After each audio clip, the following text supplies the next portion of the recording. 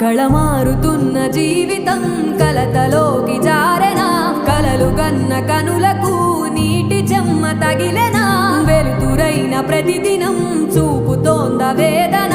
అందమైన బతుకున అలజడి చలరేగెనా ఏమిటి నీ పాపం ఏమిటి నీ నేరం చీకటి ముసిరిందే చిటికల్లోనా తీరదు నీ శోకం మారదు ఈ లోకం